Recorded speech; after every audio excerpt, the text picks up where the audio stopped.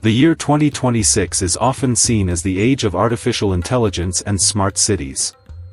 Yet on the edge of the forest near Lake Eyasi in northern Tanzania, the Hadzabe people still wake up the same way they have for tens of thousands of years. Bare feet on the earth, a wooden bow in hand, listening to the forest before taking the first step. This coexistence is not a confrontation. But it forces us to ask a difficult question: what is progress? And does every society need to follow the same path?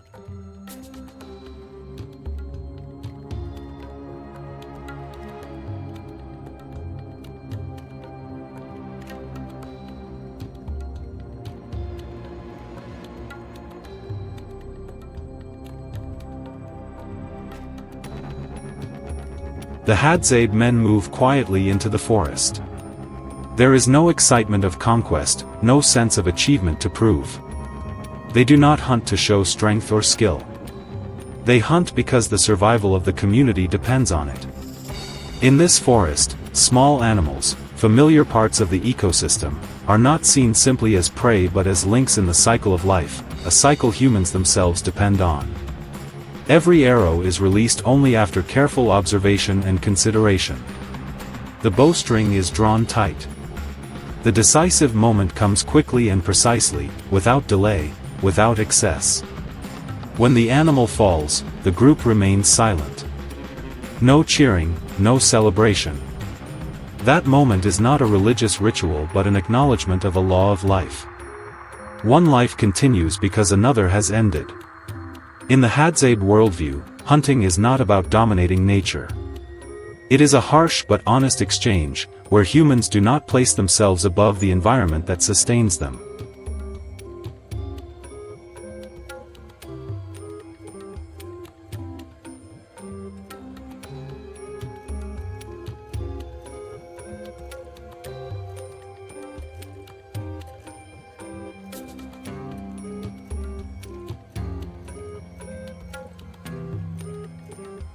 As the journey continues, they come across a herd of wild buffalo, large and watchful animals that can become extremely dangerous when threatened. The Hadzabe know this animal well. They move carefully, weighing every decision. Arrows are released. When one buffalo is struck, the hunters keep their distance. No one says it out loud, but everyone understands. One wrong step, and not everyone may return. The buffalo runs for a distance before slowly weakening. The Hadzabe move closer, still alert, still cautious. The hunt ends. There is no feeling of victory. Only a heavy silence remains. They do not hunt to win. They hunt to live.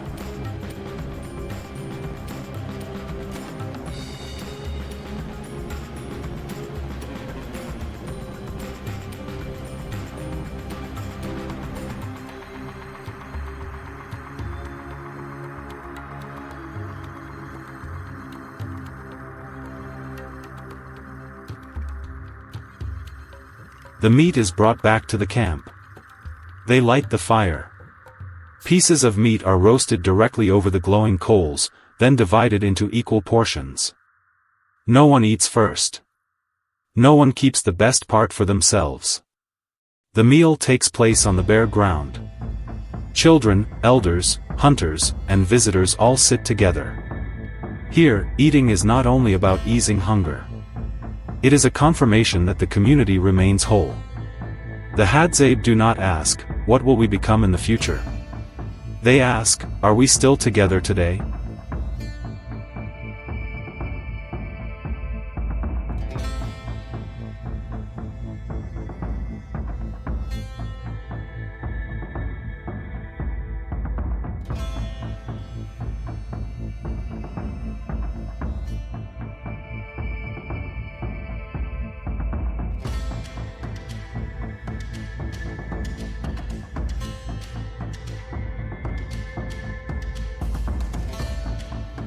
For many people in the modern world, this simplicity can be surprising.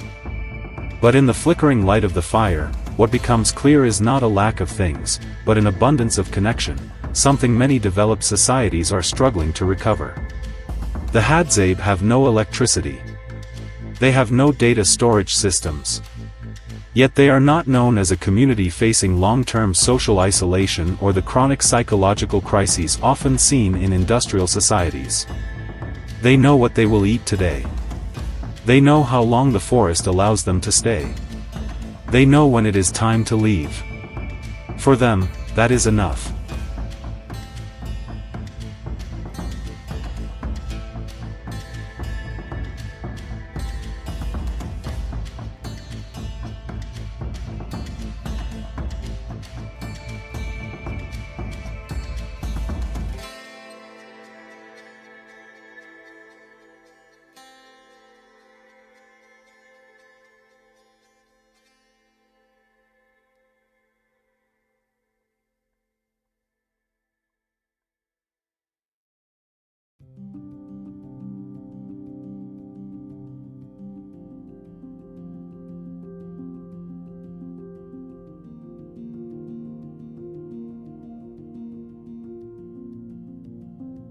Meanwhile, the world of 2026 knows many things. Yet more and more people are no longer sure where they are going. The Hadzabe do not reject progress. They simply show that progress is not the only way humans can exist. Some cultures do not grow in a straight line forward, but in depth, rooted in the soil, in the forest, and in the present moment.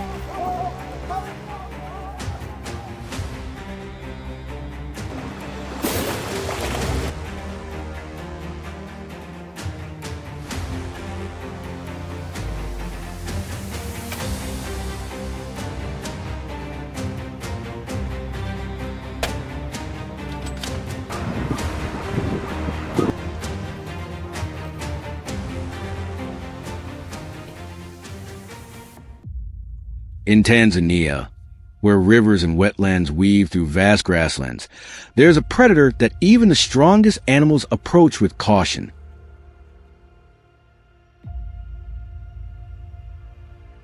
It is the Nile crocodile, a massive reptile that has ruled Africa's waterways for millions of years.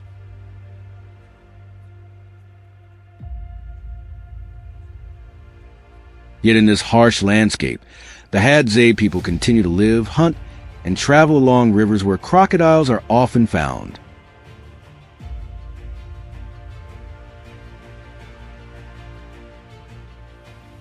They understand that nature not only provides life, but is always ready to take it away from anyone who lets their guard down.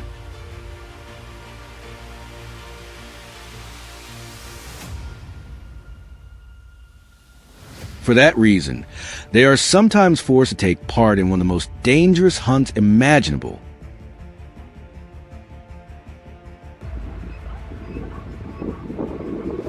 The hunt does not begin with weapons, but with observation.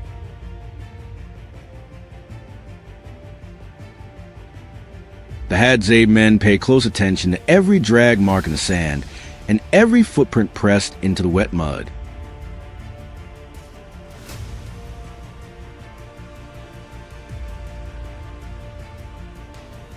From the shape of these signs alone, they can estimate the crocodile's size, determine the direction it traveled, and even tell how recently it left the water.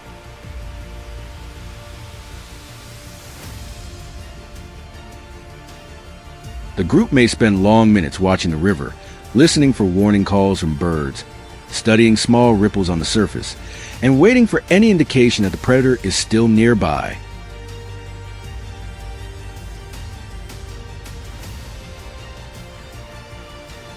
For the Hadza, patience is far more important than speed. A single mistake can turn a hunt into a desperate struggle for survival.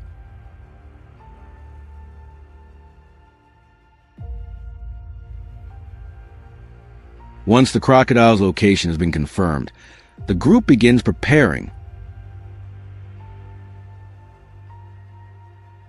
Bows are carefully inspected, bowstrings are tested repeatedly, and arrows and spears are sharpened before use.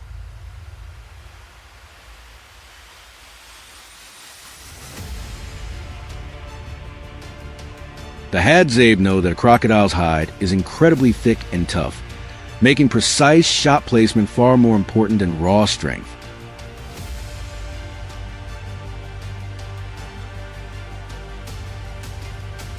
They prefer to act when the crocodile comes ashore to bask in the sun, where it has fewer advantages than it does in the water.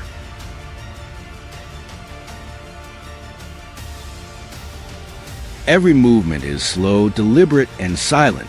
In a hunt like this, calmness is the most important weapon of all.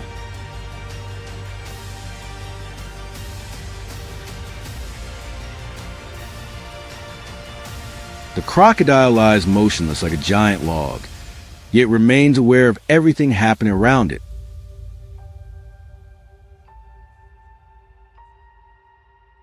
The Hadzabe continue closing the distance, using tall grass and tree trunks for cover.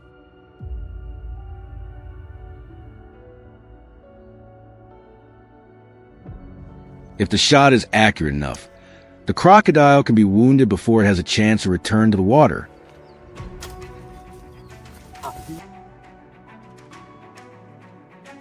If it fails, however, the hunt is almost certainly over. When the lead hunter gives the signal, the arrow is released. The confrontation may last only moments, but every second is filled with tension as both sides fight for the same thing, the chance to survive.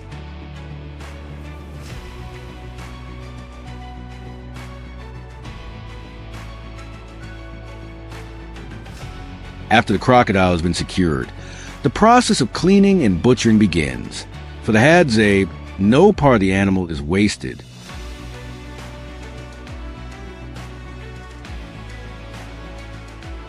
The meat becomes a valuable source of nutrition for the community. The thick hide can be used for various purposes, and the bones and teeth are sometimes kept for tools or decoration.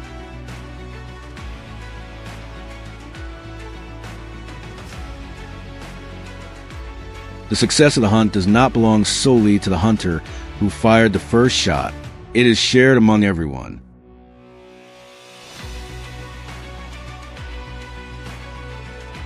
That spirit of cooperation has helped the Hadzabe maintain their hunter-gatherer way of life through countless generations in one of the world's most challenging environments.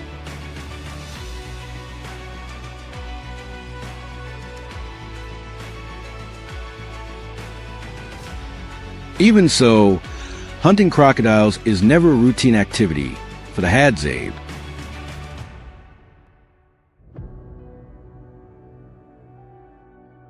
They fully understand that this is one of Africa's most dangerous animals and avoid unnecessary confrontations whenever possible.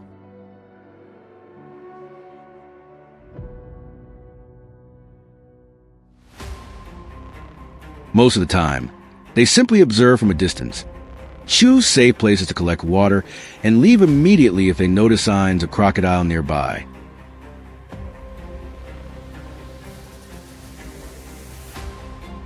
Their deep understanding of animal behavior has allowed them to survive for thousands of years without modern technology.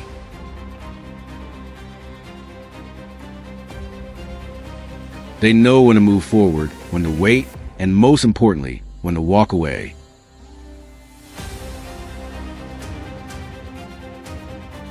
It is not fear, it is wisdom passed down through generations of living alongside the wild.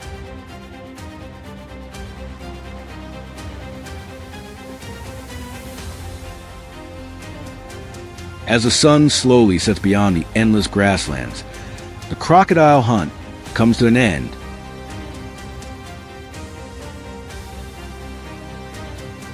For the Hadzabe, the greatest reward is not simply the animal brought home, but the teamwork and unity that made the hunt possible.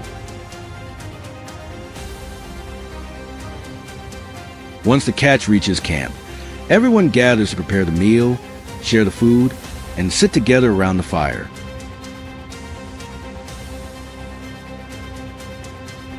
In a wilderness filled with constant challenges, it is this sense of community, generosity, and shared knowledge that has allowed them to endure.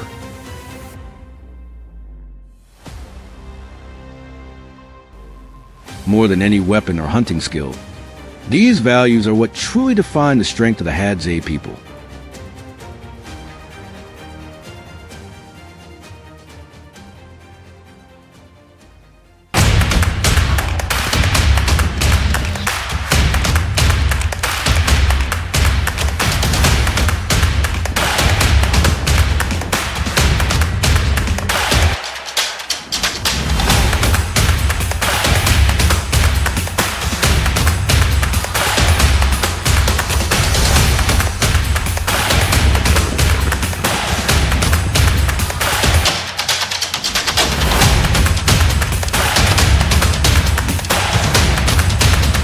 However, with changes in the modern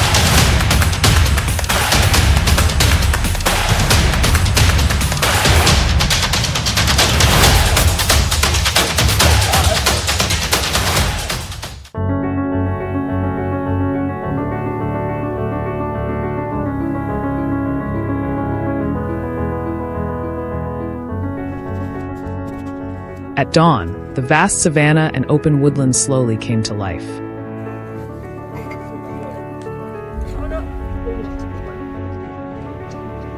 The first rays of sunlight spread across the grasslands and low shrubs. In the settlement, the tribal group began preparing for a new hunting expedition.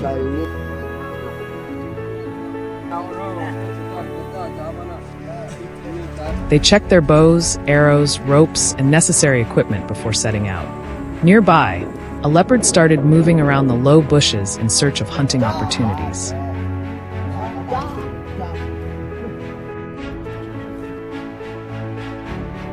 Farther away, a herd of wild boars left their resting area and spread out across the ground in search of food.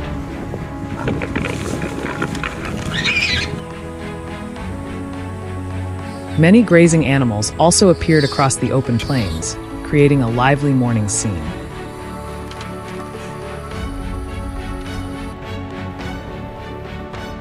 After completing all preparations, the tribal group left the settlement and headed into the hunting area.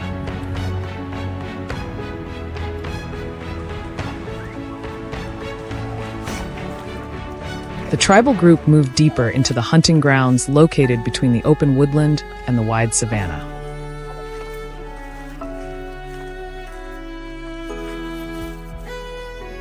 They advanced slowly while carefully observing signs of animal activity.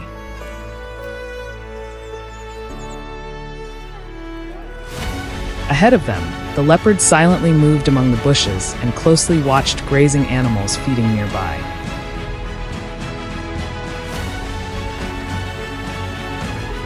Several antelopes sensed danger and quickly fled the area. Meanwhile, the herd of wild boars continuously rooted through the soil in search of food and shifted positions around the low shrubs.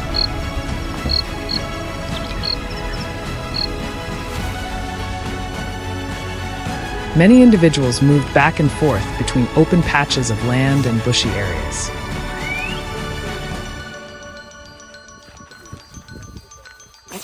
The tribal group monitored both the leopard and the wild boars, patiently waiting for the most suitable moment to begin the hunt.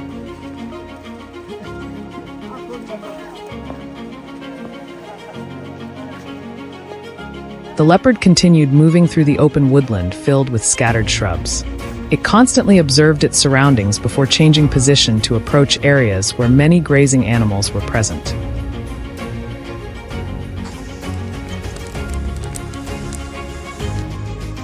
The tribal group gradually reduced the distance by using the natural terrain to conceal their presence.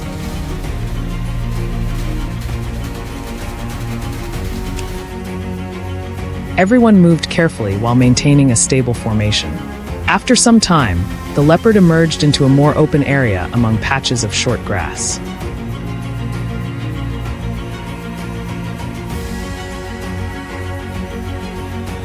Bows were prepared, and a brief chase quickly followed. The leopard attempted to escape through the bushes, but was eventually subdued after a short pursuit.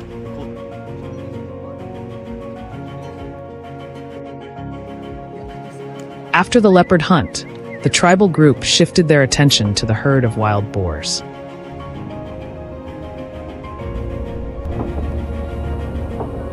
Some of the boars gathered around a muddy area and repeatedly rolled in the cool mud.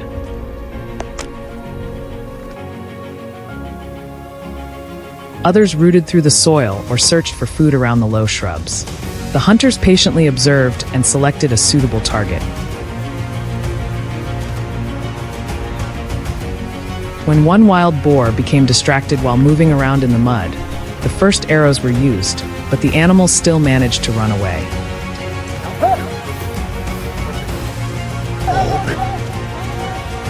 The herd quickly left the muddy area and moved out onto the open savanna.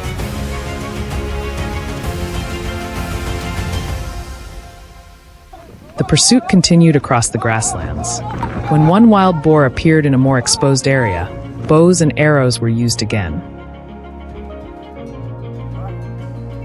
Fall, vegetation, and food sources may also The become hunt ended scarce. when the target was finally subdued after a short run.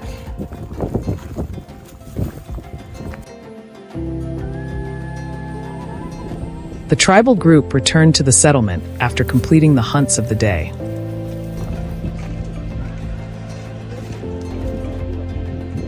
Dry firewood was gathered from nearby areas and quickly piled beside the campfire. A large fire was lit in the center of the open space.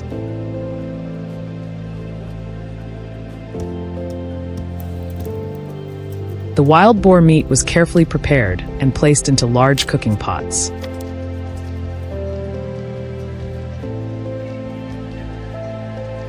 Everyone helped with different tasks involved in preparing the meal. Smoke slowly rose through the calm atmosphere of the settlement.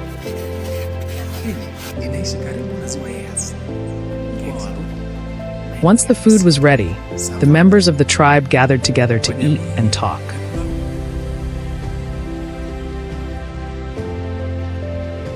After the long hunting activities, everyone spent time resting and enjoying the results of their efforts.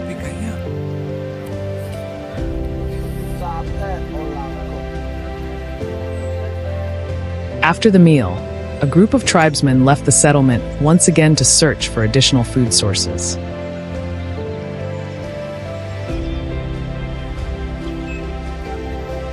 They headed toward areas of soft soil where edible roots commonly grew underground.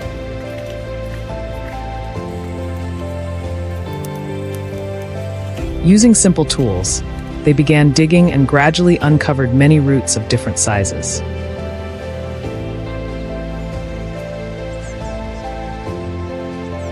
After working for some time, the harvested roots were gathered together and carried back to the settlement.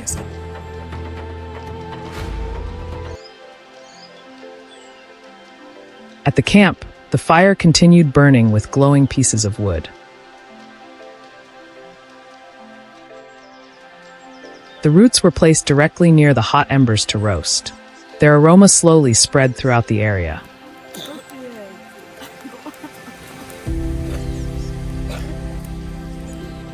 Once the roots were fully cooked, the members of the tribe sat together to eat and talk before resting after a long day of activity.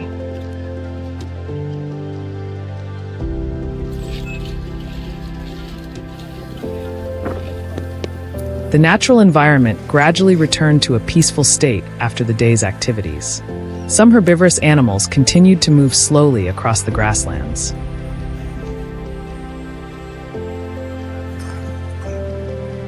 At the settlement, everyone gathered together to rest after completing their work. Life within the tribe gradually quieted down, bringing a long day to a close.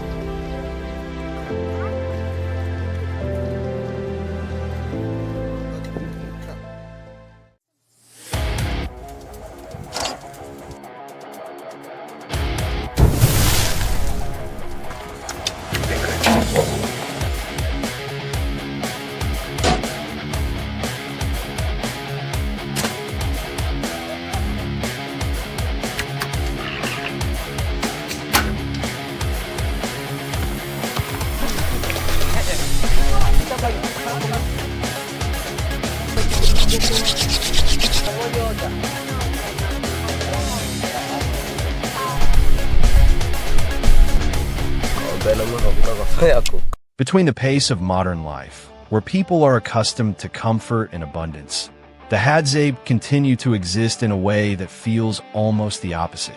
They do not rely on technology, they do not store possessions, and they do not separate themselves from nature. Each day is a journey of survival, built on skills passed down through generations. On the dry lands of Tanzania, the forest is not just a place to find food, it shapes how they live, move, and exist. Visiting the Hadzabe is not simply about witnessing a hunt, but stepping into a way of life that makes modern people slow down and reflect on themselves.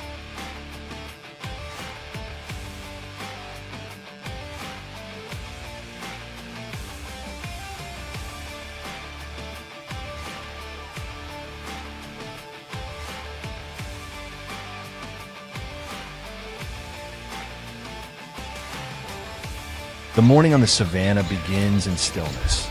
There is only the sound of birds, the wind rushing past, and soft footsteps on the dry ground. A group of hunters, carrying bows and a variety of arrows, prepares to enter the forest and begin another day. Each arrow is carefully checked, because every type of prey requires a specific arrowhead. Their eyes scan even the smallest traces in the landscape, just before the hunt truly begins.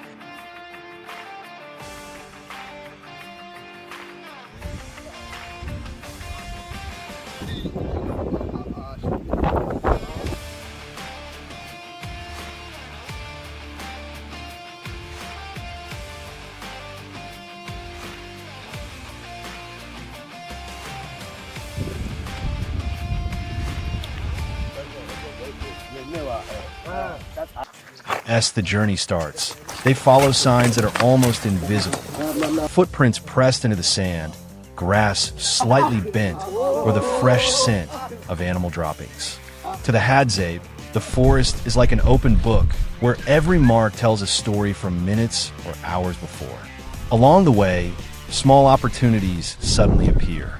A sound in the bushes can make the entire group freeze instantly. It could be a python, a dangerous leopard, or any creature large enough to become a meal. When the moment comes, they spread out and quietly close in, guided by instincts shaped since childhood. An arrow is released and hits its mark. The prey is quickly pulled from the brush, ending a short but skillful hunt.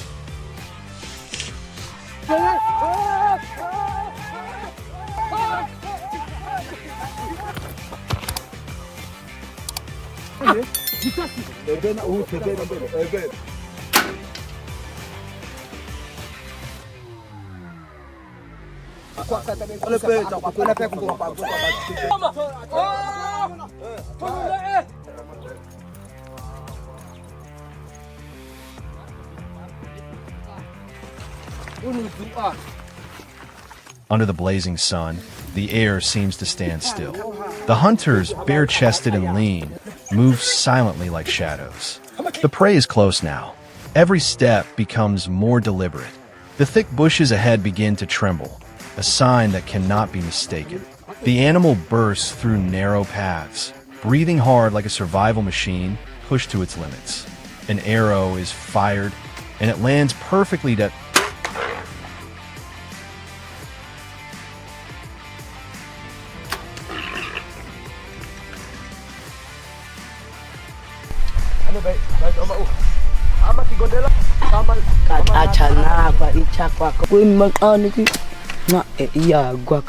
In this forest, humans are not the only hunters.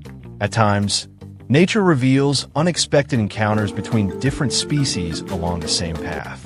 These moments are a reminder that the savannah is a place where every living creature must fight to survive. The Hadzabe diet, wild plants, roots, honey, and hunted meat, creates a rich and unique food culture. What has drawn the attention of scientists is their gut microbiome. Research shows it is far more diverse than that of people living in urban environments.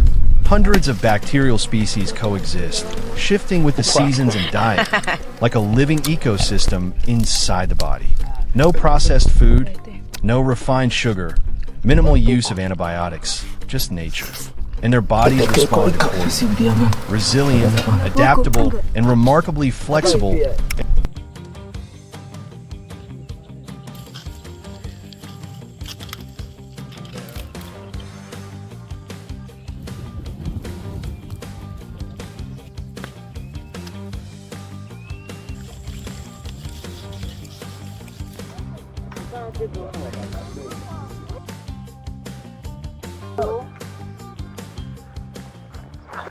As the day comes to an end, everyone gathers around the fire in a familiar quiet. The cooked meat is torn apart by hand and passed around. No one holds onto their share for long. In the flickering firelight, the meal is not just the result of a hunt, but a moment of sharing and connection after a long day.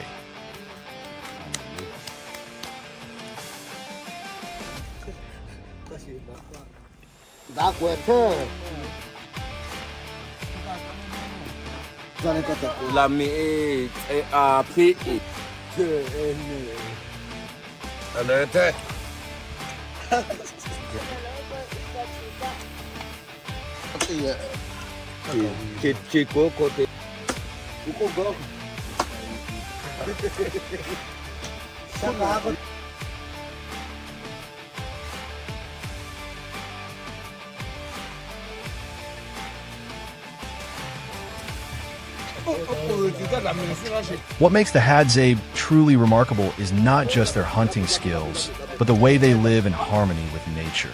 While modern people are used to controlling and storing everything, they choose to read the forest, understand it, and adapt to it.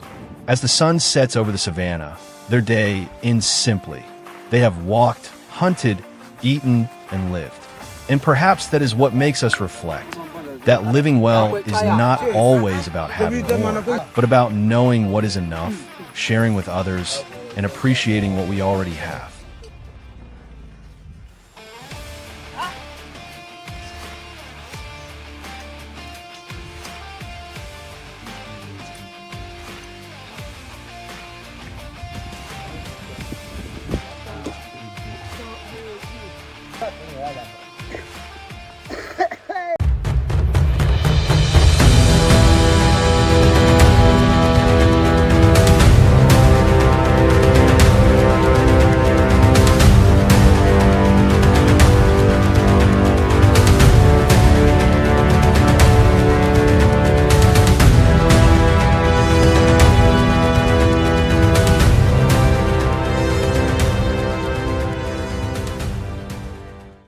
As the first light of dawn slowly spread across the low bushes stretching over the Tanzanian savanna, an unusual sense of unease settled around the Hadzabe camp. Along the forest edge, large footprints pressed deep into the dry earth revealed that a fully grown male lion had been roaming near the tribe's hunting grounds for several days. To the Hadzabe people, lions had always been the most terrifying creatures of the savanna, predators powerful enough to make even the most seasoned hunters remain cautious. But as antelope and wild boars gradually disappeared from their familiar hunting areas, they understood that a confrontation with the beast was only a matter of time.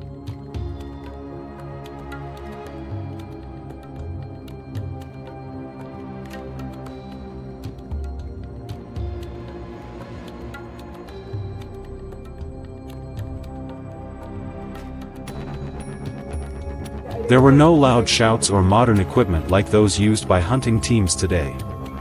The Hadzabe prepared their weapons silently and without ceremony.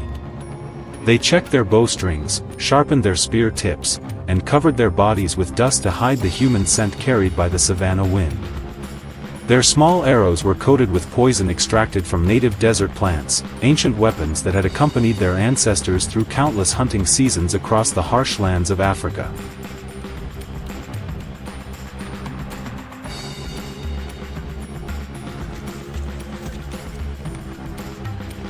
The hunting party moved deeper through dense dry thorn bushes, where the lion's tracks stood clearly in the fresh soft soil. Several low tree trunks bore long claw marks, while flattened patches of grass showed that the beast had passed through not long before. The Hadzabe moved so slowly that they nearly blended into the surrounding landscape. Every footstep was carefully placed to avoid snapping dry branches or creating unusual sounds that might send birds into panic. In a hunt like this, even the smallest mistake could turn everything deadly in an instant.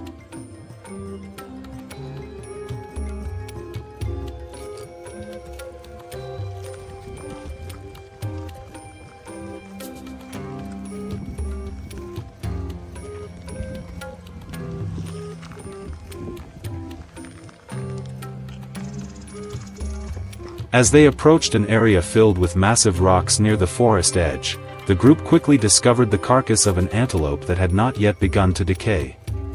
Its hindquarters had been torn apart, while the ground around it was covered with huge paw prints and drag marks stretching across the low grass. That was proof the lion was almost certainly still nearby. The atmosphere immediately became heavier than ever. Several hunters quickly climbed onto tall rocks to observe from a distance, while the others crouched low behind thorn bushes, gripping their spears tightly as if preparing for the worst.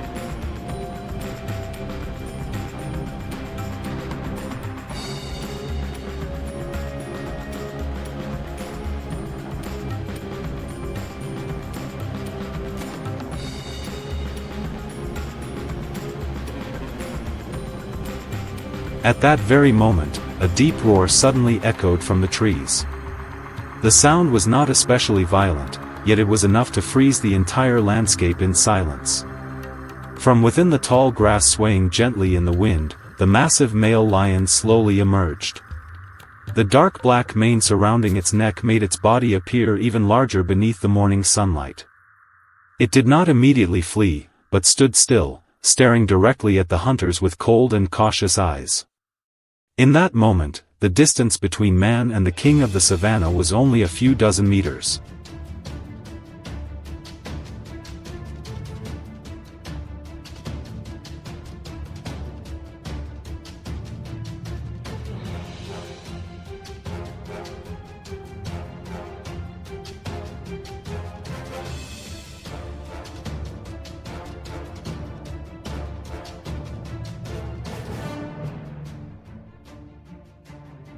One Hadzabe hunter on the left began moving in a wide circle to draw the animal's attention. Almost at the same instant, a poison-tipped arrow suddenly sliced through the air and struck deeply into the lion's shoulder. A furious roar instantly thundered across the dry land before the beast charged into the thick bushes. The hunters immediately scattered in different directions, never remaining too long in one position.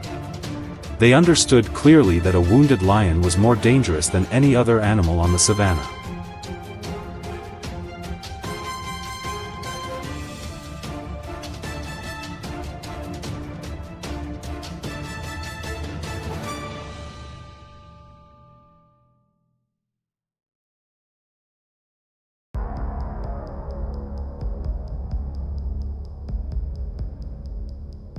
The pursuit continued for hours beneath the scorching African heat.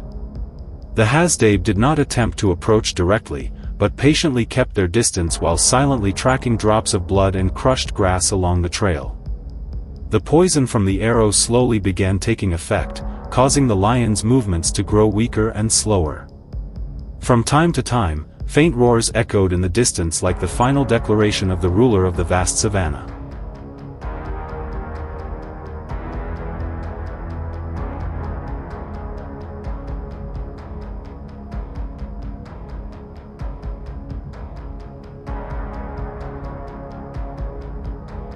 As the sun slowly descended toward the horizon, the hunting party finally discovered the lion lying motionless beneath a large tree in the middle of the barren land.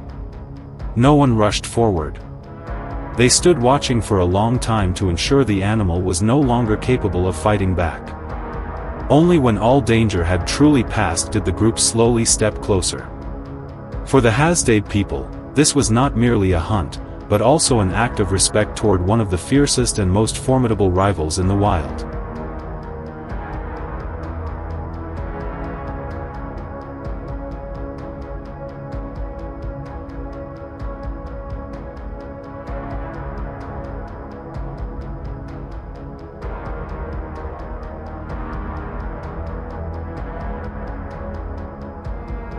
They return to the camp to the joyful cheers of women and children.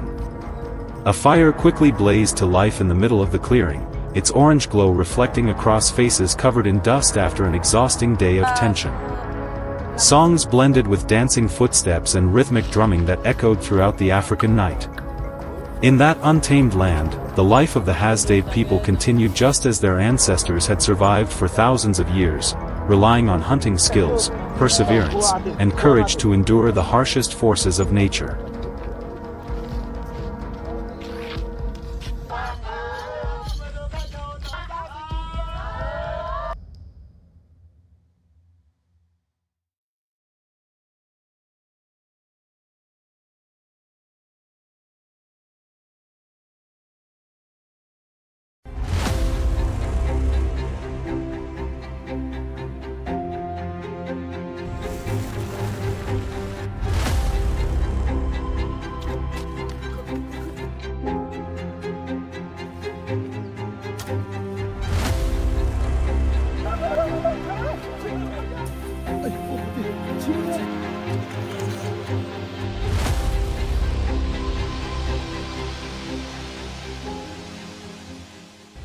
Dawn slowly breaks over the dense rainforests of South America.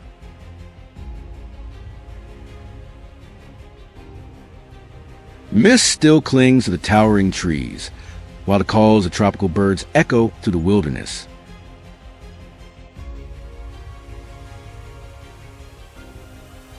Deep within the forest, an indigenous tribe quietly begins a new day.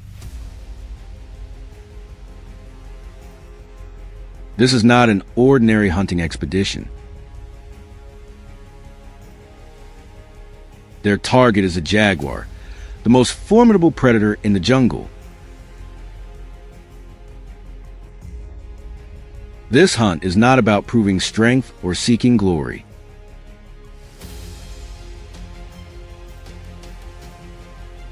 It is a mission to protect the tribe, as jaguars have repeatedly appeared near their settlement, posing a threat to the people.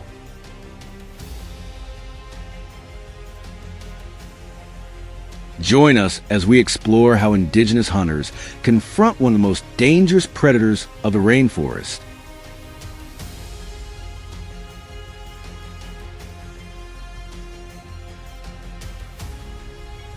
The hunters leave their camp before the sun rises above the treetops. In their hands are long bows and arrows coated with poison made from forest plants. They move in a single line, making almost no sound at all. In this forest, every noise carries meaning. A falling leaf, a gently swaying branch, or a fresh paw print pressed into damp soil can reveal the jaguar's location.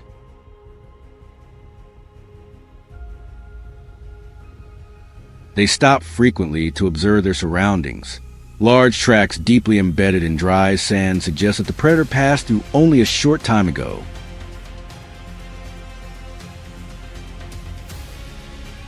The tracking begins, and with every step, the distance between the hunters and the jaguar grows smaller.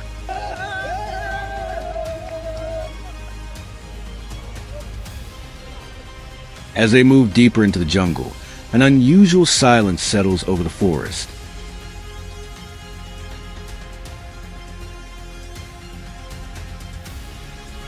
Monkeys suddenly climb higher into the canopy, and the birds stop calling altogether. These are signs that only people who have spent their entire lives in the wilderness can recognize.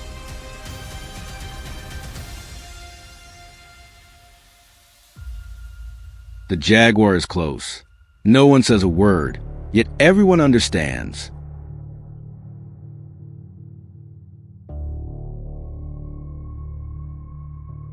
Beyond a thick wall of vegetation, a golden shape marked with black rosettes slowly comes into view.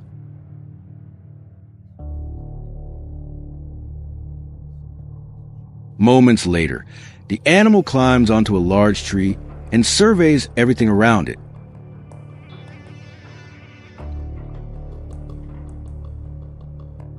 There is no fear in its behavior.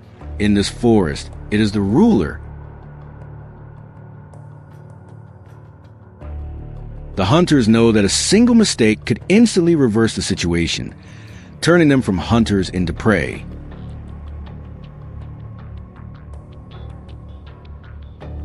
Without warning, an arrow cuts through the dense foliage and strikes the jaguar as it rests on the tree.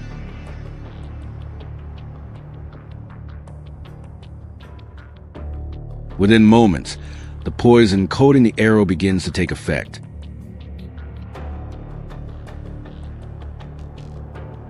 Startled by the sudden attack, the animal quickly loses its balance and falls heavily from the tree onto the forest floor covered with dry leaves.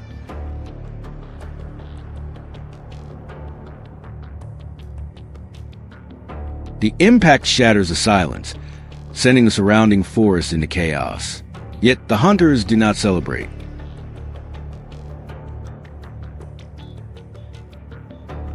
They carefully approach and move closer to their formidable opponent, offering a final moment of respect to a creature that survived and fought within one of the harshest environments on Earth.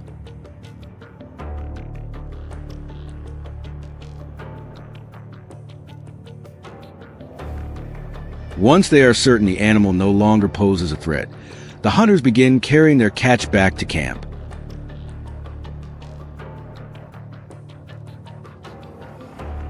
The next steps are performed with practiced efficiency.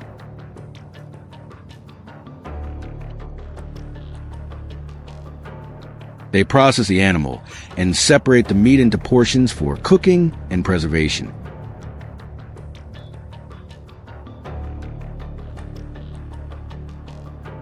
Without matches or modern tools, a fire is built using knowledge passed down through generations.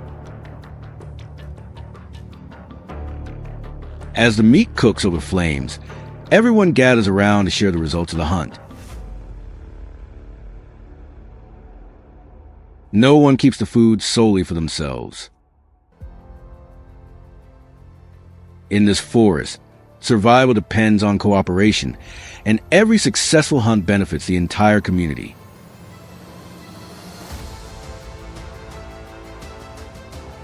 While the men take part in the hunt, the women continue their daily responsibilities. Mothers walk along forest trails, searching for starchy roots and medicinal plants.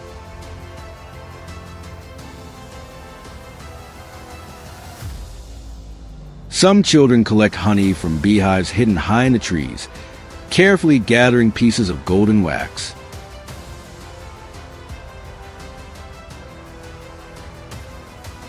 For the tribe, nature is more than a source of food. It is also a teacher that shows them how to survive.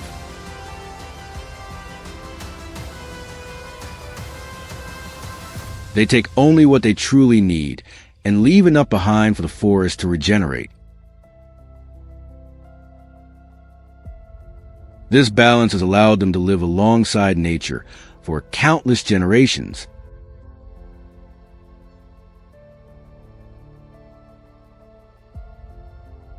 The encounter with the jaguar serves as a lesson in courage, patience, and unity. The hunt provides more than food. It reminds them that humans have never been the absolute masters of nature.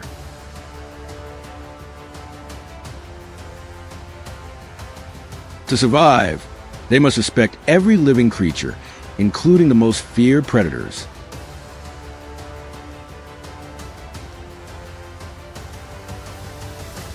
Perhaps in today's modern world, filled with convenience and technology, what we are most at risk of losing is not the ability to hunt, but our connection to nature and our appreciation for the countless forms of life that share this world with us.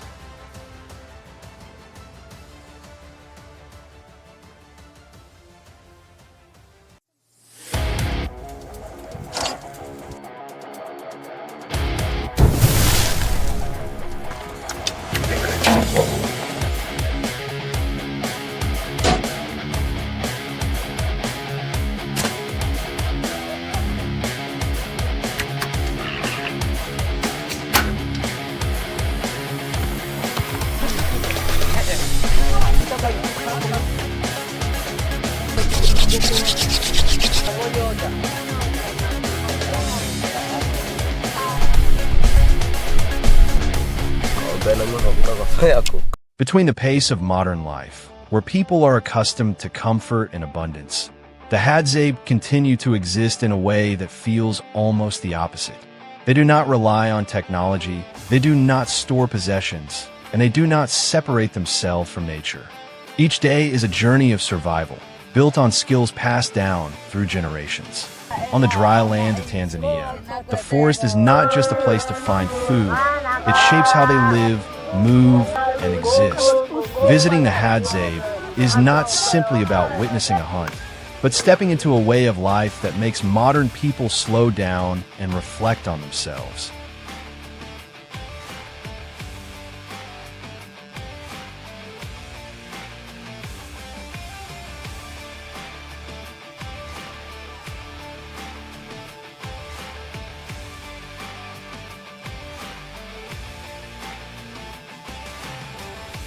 The morning on the savannah begins in stillness. There is only the sound of birds, the wind rushing past, and soft footsteps on the dry ground.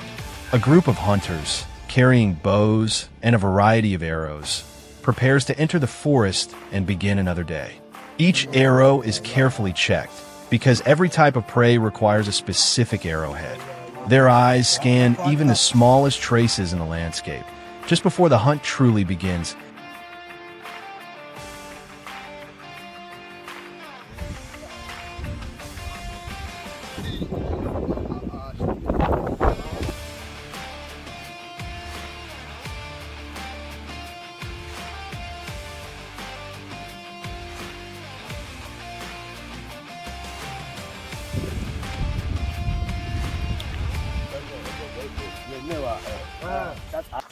As the journey starts, they follow signs that are almost invisible. Footprints pressed into the sand, grass slightly bent, or the fresh scent of animal droppings. To the Hadzabe, the forest is like an open book where every mark tells a story from minutes or hours before. Along the way, small opportunities suddenly appear. A sound in the bushes can make the entire group freeze instantly.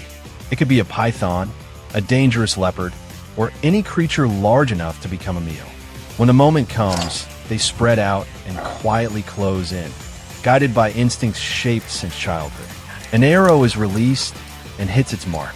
The prey is quickly pulled from the brush, ending a short but skillful hunt.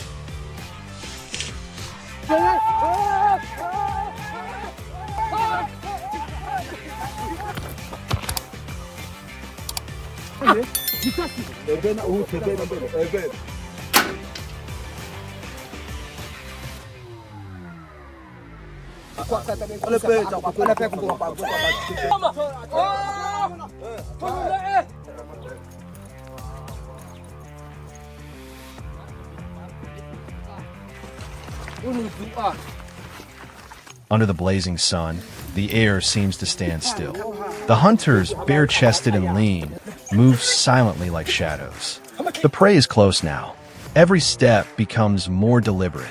The thick bushes ahead begin to tremble, a sign that cannot be mistaken. The animal bursts through narrow paths, breathing hard like a survival machine pushed to its limits. An arrow is fired, and it lands perfectly to...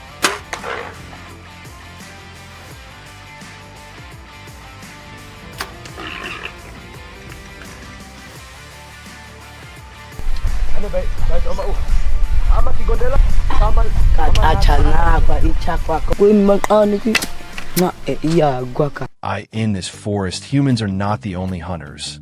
At times, nature reveals unexpected encounters between different species along the same path. These moments are a reminder that the savannah is a place where every living creature must fight to survive. The Hadzabe diet, wild plants, roots, honey, and hunted meat, creates a rich and unique food culture. What has drawn the attention of scientists is their gut microbiome. Research shows it is far more diverse than that of people living in urban environments. Hundreds of bacterial species coexist, shifting with the seasons and diet, like a living ecosystem inside the body. No processed food, No refined sugar, minimal use of antibiotics, just nature. And their bodies respond accordingly. Resilient, adaptable, and remarkably flexible.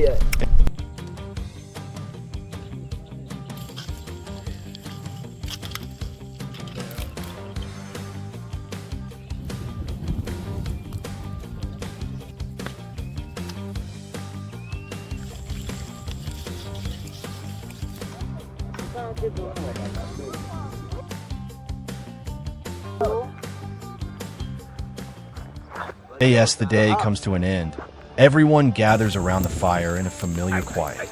The cooked meat is torn apart by hand and passed around. No one holds onto their share for long. In the flickering firelight, the meal is not just the result of a hunt, but a moment of sharing and connection after a long day.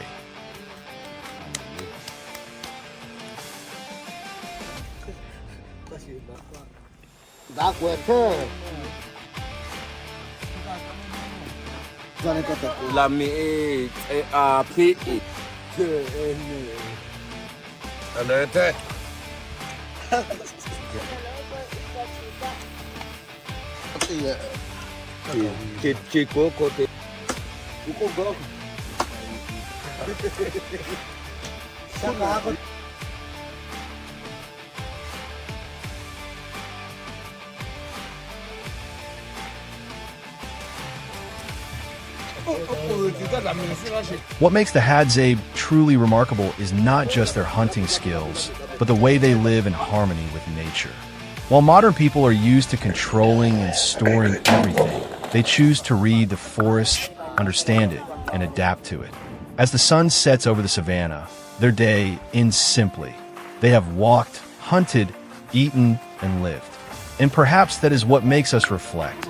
That living well is not always about having more, but about knowing what is enough, sharing with others, and appreciating what we already have.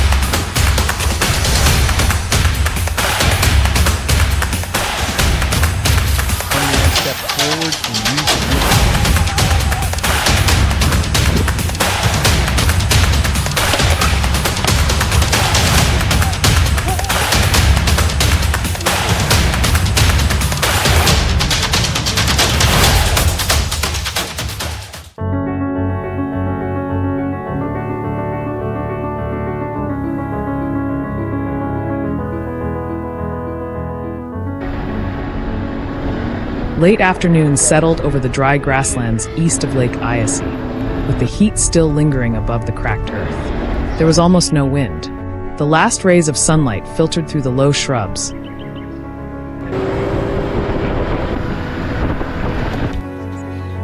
casting a deep reddish glow across the landscape and turning the dry grass golden beneath the fading light.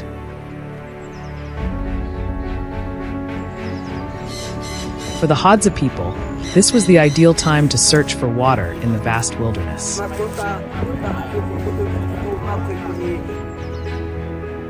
A small group quietly left camp and followed narrow trails winding across the savanna. They skillfully moved through thorny bushes and scattered acacia trees that dotted the land.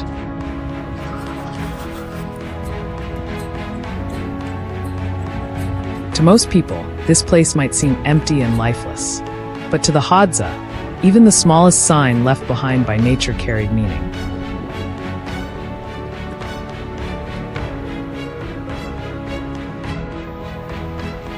The trail gradually led them into a more densely vegetated area. Suddenly, the entire group stopped. Hidden beneath the dry grass lay a grayish-brown mass coiled into thick loops.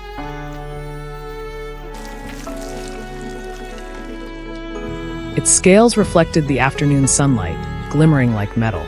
It was a massive African rock python.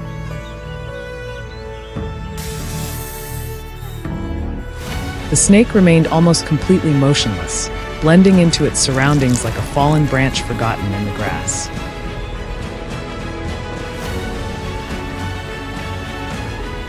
Instantly, the Hadza hunters spread out into a semicircle. No words were spoken.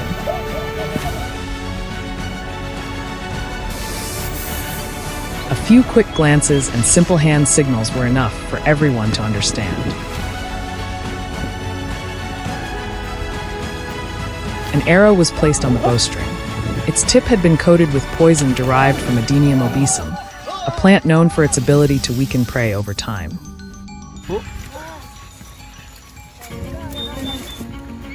Within minutes, the python began to lose its strength.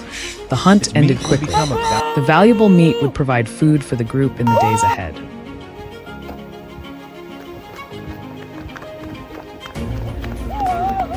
In a city, sweet foods are often little more than snacks. Out here, however, honey is a vital source of energy.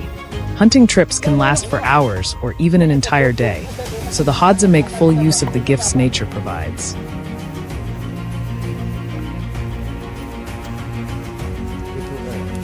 They gathered a few dry branches and created a small amount of smoke to drive away the bees before carefully cutting away part of the hive.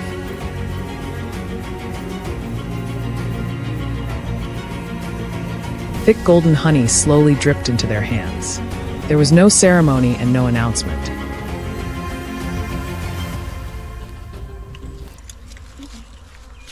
They simply broke off pieces of honeycomb and passed them around as naturally as breathing. I was handed a portion as well.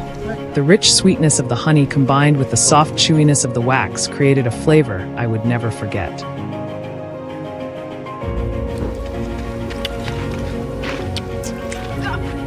No one took more than anyone else, and no one saved extra for themselves. Once the last pieces of honeycomb had been eaten, the group continued on their way as though nothing unusual had happened.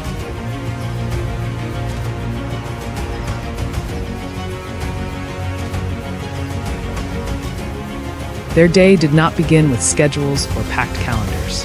For the Hadza, every meal begins with a hunt. Studying the tracks left on the ground, the hunters quickly identified their next target, a herd of wild boars.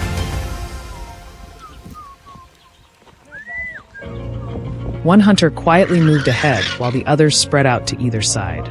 No one called out or discussed a plan.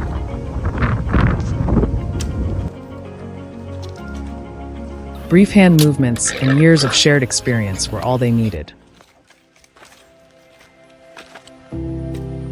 Then suddenly, the boars burst from the brush. An arrow flew from a bowstring.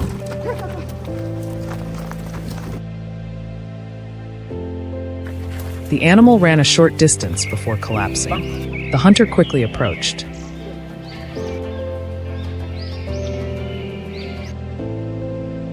Genuine smiles appeared across the faces of the group.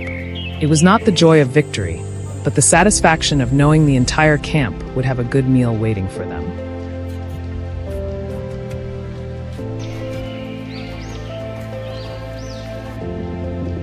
The animal was not taken back to camp immediately. Instead, the meal took place right where the hunt had ended.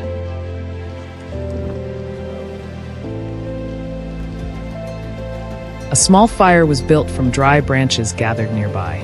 There were no pots, pans, or elaborate cooking tools.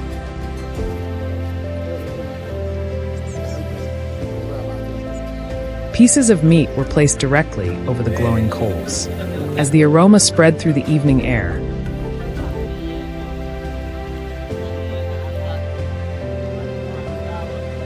one man began dividing the meat among everyone. They ate with their hands, occasionally laughing when drops of fat fell onto the coals and produced a cheerful sizzling sound.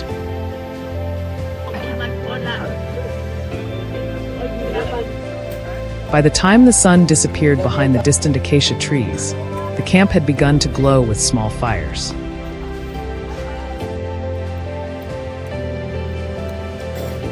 Children ran and played among the huts. The adults shared the remaining meat from the wild boar and the python.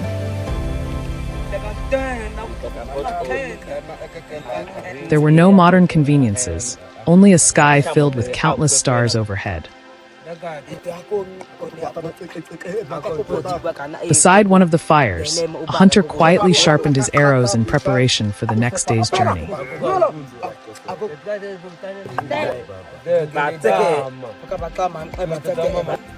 Living alongside the Hadza taught me something very clear. In this community, the needs of the group always come before the interests of the individual.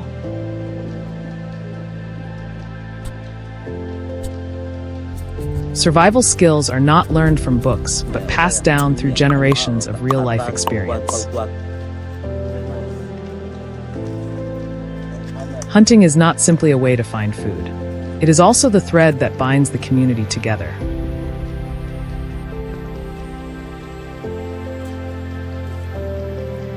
There is no electricity, no internet, and no accumulation of great wealth.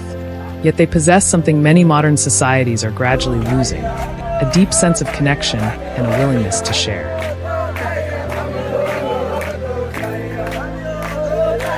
As I left the small camp behind, the image of those simple huts arranged in a circle remained in my mind. It was there that I came to understand that true wealth is not measured only by material possessions, but by how much people rely on one another to survive and thrive in a vast and challenging world.